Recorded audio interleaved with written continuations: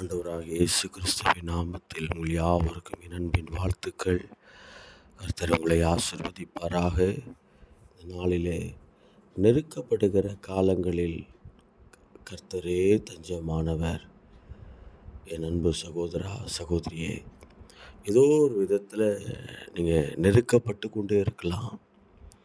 ஏதோ ஒரு காரியத்தினால, எந்த காரியமாக இருந்தாலும், ஒருவேளை பண பிரச்சனையில் நீங்கள் நெருக்கப்பட்டு கொண்டு இருக்கலாம். ஒருவேளை பலவீனத்தை நிமித்தம், தேவையில்லாமல் யாரோ ஒருவர் நிமித்தம் நீங்கள் நெருக்கப்பட்டு கொண்டு இருக்கலாம். இது நிமித்தம் சமாதானம் எல்லாம் போயிடுச்சு இல்லை, ஏதோ ஒரு நெருக்கம் வேலை ஸ்தலத்தில், குடும்பத்தில். ஆனால் கர்த்தர் இன்னைக்கு நம்ம கொடுக்குற காரியம் என்ன தெரியும்? வாக்குத்தத்தம். நெருக்கப்படுகிற காலங்களில் கர்த்தரே தஞ்சமானவர். ஹல்லேலூயா. நமக்கு அவர் தான் தஞ்சம். நாம் அவரை முழுசுமாக நாம் அவரை தேடி போகும் பொழுது அவருடைய நிழலை நாம் வந்துடுறோம். நாம் அவரை முழுசும் நாம் அவருடைய சமூகத்துக்கு போகும் பொழுது நாம் அவருடைய நிழலை கீழே வந்து விடுகிறோம். மறந்து போகாதீங்க, கர்த்தர் தான் நமக்கு தஞ்சம். அவர் தான் நமக்கு அடைக்கலாம். அவரே நமக்கு எல்லாமே. அவர் தான் உள்ளத்தின் ஆழத்திலிருந்து பரிசுத்தமுள்ள நல்ல பிதாவே, இந்த ஆசீர்வதிக்கப்பட்ட இந்த காலை வேலைக்காக ஸ்தோத்திரம். ஒரு புதிய நாளை கர்த்தர் கொடுத்தீங்களப்பா, ஸ்தோத்திரம்.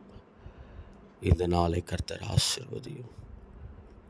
இந்த நாள் முழுவதும் தேவனாகிய கர்த்தர் கூடவே இருந்து நீங்கள் நடத்துங்க.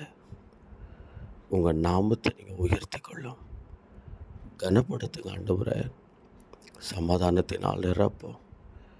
இன்னைக்கு விசேஷமாக ஆண்டவரை ஆசிரியர் தினம்.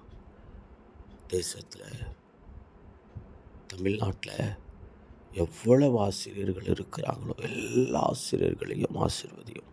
அவங்க ரட்சிக்கப்படட்டும், உங்கள் நாமம் மகிமைப்படட்டும். உங்களுடைய தயவுள்ள கரம் கூடவே இருக்கட்டும்பா. பெரியவர் பெரிய காரியங்களை செய்யும். வேலைக்கு போகிற பிள்ளைகளை ஆசீர்வதியும். பலவீனத்தோடு இருக்கிற பிள்ளைகளை ஆசீர்வதியும். கடன் பிரச்சனையோடு சமாதானத்தை இழந்த பிள்ளைகளுக்கு தஞ்சமாக வாங்கப்பா. ஆண்டவரே, உங்களுடைய நாமம் மகிமைப்படட்டும்.